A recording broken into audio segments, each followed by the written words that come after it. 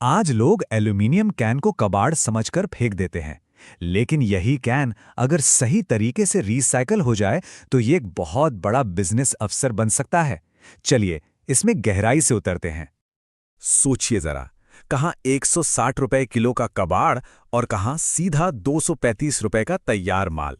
यही इस बिजनेस का सबसे बड़ा आकर्षण है कि कैसे कच्चे माल से तैयार उत्पाद तक आते आते कीमत में एक जबरदस्त उछाल आता है।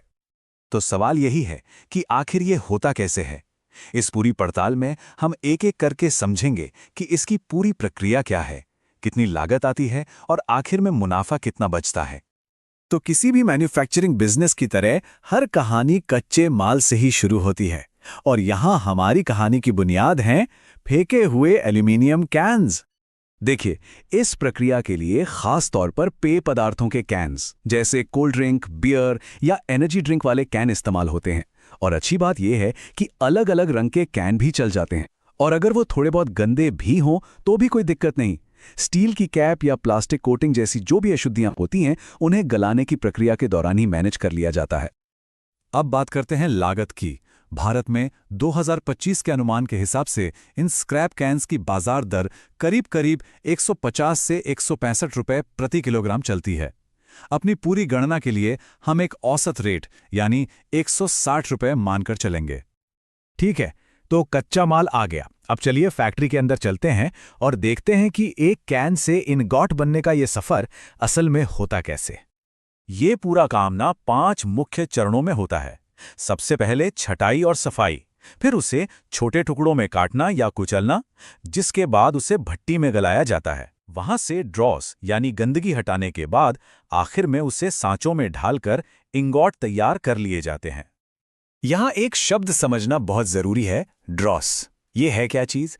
ये पिघले हुए एल्युमिनियम के ऊपर तैरने वाली अशुद्धियों की एक परत होती है। अच्छी क्वालिटी के लिए इसे हटाना तो बिल्कुल जरूरी है, लेकिन इसी पॉइंट पर सबसे ज्यादा मटेरियल का नुकसान भी होता है। अब आता है सबसे मुख्य चरण, गलाना। यह काम एक भट्टी में होता है और तापमान सोचिए 720 से 760 डिग्री सेल्सियस तक। बहुत ज्यादा तापमान है ये। इस प्रोसेस में कुछ केमिकल फ्लक्स भी डाले जाते हैं ताकि नुकसान कम से कम हो और अशुद्धियां आसानी से बाहर निकल जाएं। अच्छा, अब एक बहुत ही जरूरी और व्यावहारिक पहलू पर आते हैं। देखिए, रीसाइक्लिंग में कभी भी 100% रिकवरी नहीं होती। चलिए समझते हैं कि असल में कितना माल वापस मिलता है। ये रही इस बिजनेस की असलियत। कैन्स पर जो कोटिंग्स होती हैं और ऑक्सीकरण की वजह से लगभग 15% मटेरियल का नुकसान हो जाता है। इसका सीधा मतलब है कि आपको सिर्फ 85% धातु ही वापस मिलती है। ये एक हकीकत है जिसे ध्यान में रखना बहुत जरूरी है। इसे और आसान तरीके से समझते हैं। अगर आप 1000 किलोग्राम स्क्रैप कैन से शुरू करते हैं तो 15% नुकसान के बाद आपको आखिर में लगभग 850 किलोग्राम तैयार इनगॉट मिलेंगे। तो चलिए अब आते हैं उस हिस्से पर जिसका हम सबको इंतजार होता है, यानी कि पैसा। अब हिसाब किताब लगाते हैं कि इस बिजनेस में असल मुनाफा कितना है। मान लेते हैं कि हम एक महीने में 10,000 किलोग्राम यानी 10 मीट्रिक टन स्क्रैप प्रोसेस कर रहे हैं।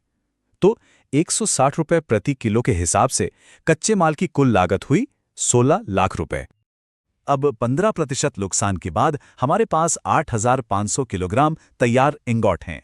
अगर इन्हें 235 रुपए प्रति किलो के औसत रेट पर बेचा जाए तो कुल बिक्री होती है 19,97,500 रुपए।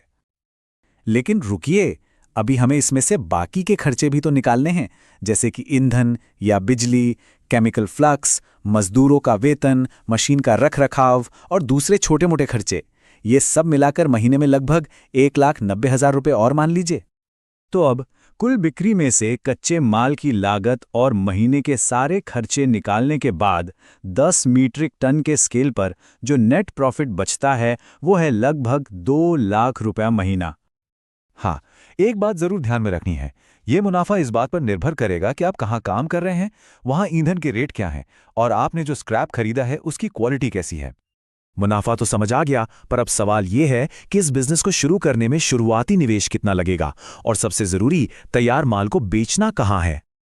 एक छोटे पैमाने के सेटअप की बात करें तो भट्ठी यानी फर्नेस पर करीब 4 से 6 लाख, क्रशर या श्रेडर पर 3 से 5 लाख और बाकी के छोटे मोटे सेटअप पर लगभग 1.5 लाख रुपए का खर्च आता है। यानी कुल मिलाकर करीब 9 से 12 लाख रुपए के शुरुआती निवेश की जरूरत पड़ेगी।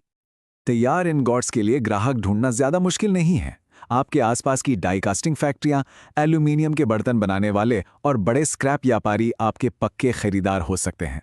और जब बिजनेस और बड़ा हो जाए तो एक्सपोर्ट का रास्ता भी खुल जाता है। और ये तो बस शुरुआत है। आइए अब देखते हैं कि इस बिजनेस को एक बड़े एम्पायर में कैसे बदला जा सकता है। बिजनेस को बड़ा करने के लिए आप रोजाना ज्यादा स्क्रैप प्रोसेस कर सकते हैं। ड्रॉस से भी बचा हुआ एल्यूमीनियम निकालने के लिए एक रिकवरी यूनिट लगा सकते हैं। बिलेट या अलॉय जैसे बेहतर प्रोडक्ट्स बनाना शुरू कर सकते हैं और बिचौलियों को हटाकर सीधे फैक्ट्रियों से कॉन्ट्रैक्ट कर सकते हैं। तो स्क्रैप से इनगट तक का ये पूरा सफर देखने के बाद सवाल सिर्फ एक है, ये बिजनेस हर पैमाने पर संभव है। अब आप बताइए, आप किस स्तर पर शुरुआत करने के लिए तैयार हैं? एक छोटे लेवल पर, मीडियम या फिर एक बड़े औद्योगिक स्तर पर?